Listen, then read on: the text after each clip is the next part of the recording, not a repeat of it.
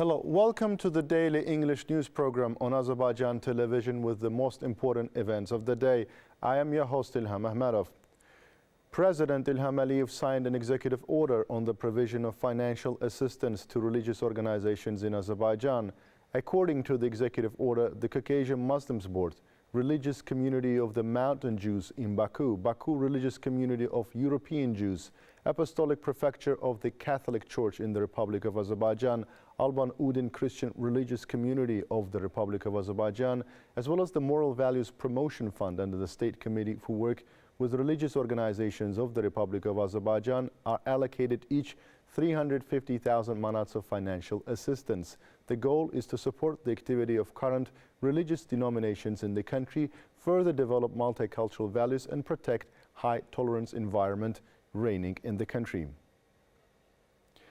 The 19th summit of the heads of state and government of the non-aligned movement took place. Foreign Minister Ceyhun Bayramov participated in the event organized in the capital of Uganda, Kampala. The Ministry of Foreign Affairs disseminated information about this.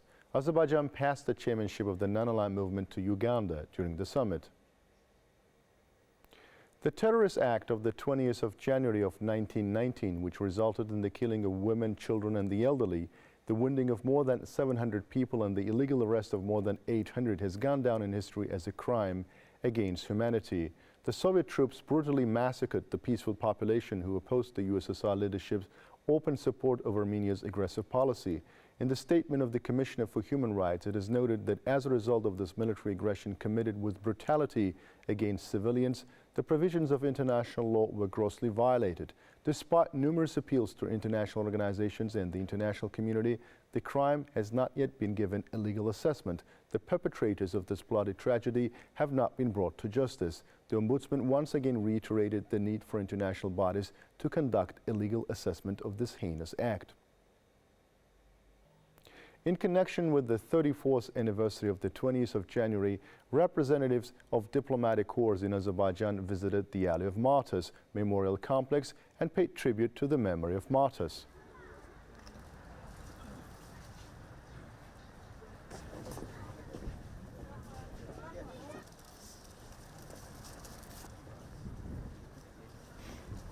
Bugün biz səfirlər olaraq 20 yanvar We, the ambassadors, pay homage to the memory of martyrs of the 20th of January. It is very important to remember their heroism and pay tribute to their memory. Kazakhstan understands the pain of Azerbaijani people because similar bloody events unfolded in December of 1986 in Almaty. Our people wanted justice and freedom, and they raised arms against our people. Today, our countries are free countries, and we must not forget our heroes. The World Bank has expressed its willingness to support Azerbaijan in hosting the COP29 conference. Sameh Naguib Wahba, the bank's regional director for sustainable development for Europe and Central Asia, congratulated our country in hosting COP29. During the meeting with First Deputy Minister of Economy Elnur Aliyev, the roadmap for expanding Azerbaijan's cooperation with the World Bank was presented. Information was also provided on green and sustainable cities, digitalization, development of the shipbuilding industry, the expansion of renewable energy sources, support to employment, and other projects. The Azerbaijani army conducted 423 exercises in 2023. Thus, the Azerbaijani army conducted 143 special tactical, 261 tactical, 8 flight tactical, 7 naval combat, 4 command and staff mobilization exercises, as well as commander courses and sniper training courses in 2023. Azerbaijani servicemen took part in 21 international exercises. Such a statement was made at the meeting between representatives of the Defense Ministry and journalists. Over the past period, the Defense Ministry published 955 articles, 4,224 photos and 403 video footages related to the coverage of its events in 2023.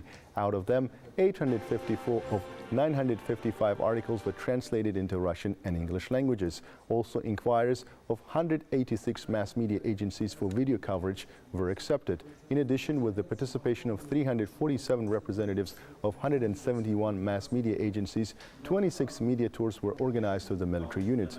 During the meeting, prospective plans on further development of interaction between the Defense Ministry and mass media agencies were discussed. Temporary solid waste landfills are planned to be created in Khojaly, Ağdam, Fizuli, Kəlbəcər, Laçın, Qubadlı, Cəbrayıl and Tərtər districts.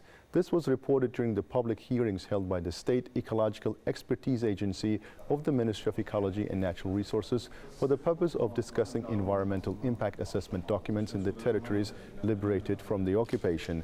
The biggest landfill will be in Ağdam. In general, the construction of 7 solid waste landfills and 2 transfer stations is planned.